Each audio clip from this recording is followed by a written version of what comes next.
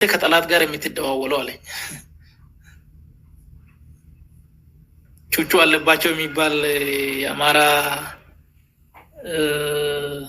ብልጽግና ጽህፈት ቤት የነበረ ነው።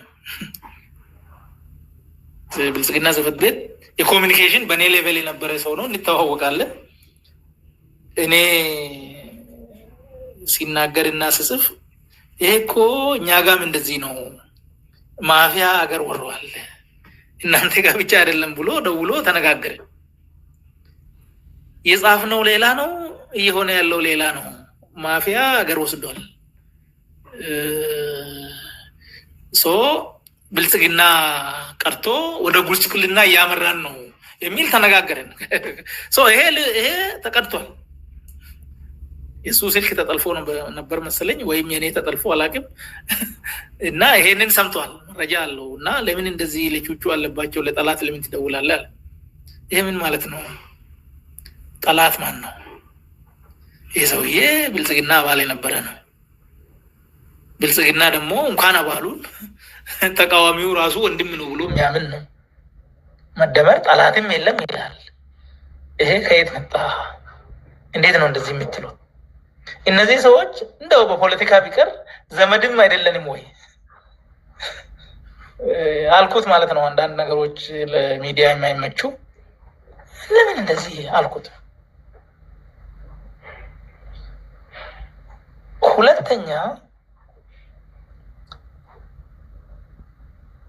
እነገሌን ላጠፋ ነው አለኝ።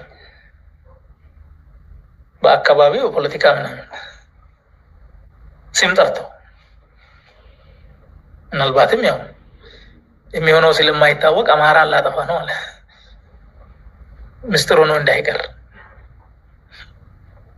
ለምን አፉን አውጥቶ እንደዚህ አማራን ላጠፋ ነው ብሎ እንደዚህ ነገረ? አዎ እያፈረስኩ ነው አለ። እንዴ እኔ እኮ እየጠየቅኩ ያለሁት ኦሮሞ ህዝብ ነፃነት እንዲያገኝ፣ ፍትህ እንዲያገኝ፣ ከችግር እንዲወጣ እንጂ አማራ እንዲጠፋ እኔ ለዛ አልታገልኩም፣ አልፈልግም አልኩት። እንደዚህ አይነት ነገር አይደለም አልኩት። ጥያቄ ደነገጠ። ይሄን ከዚህ በኋላ እኔ ጥያቄ ጠየቅኩ። ያው እኔ ጥበቃ ምናምን ተወስዶ ስለነበር 2010 ላይ ሰኔ መጀመሪያ አካባቢ እነ ምልኬሳም የነበሩበት በርካታ ሰዎች ጠርተውን ጠላት የሚባል በሙሉ ከኛ በላይ የታየን መግደል ይፈልጋሉ አለ። ስለዚህ ጥበቃ ይደረግለት አለ። ከዛ በመነሳት 7 ጥበቃ ተመደበልኝ። 5 ቤት የሚጠብቅ 2 ከኔ ጋር የሚንቀሳቀስ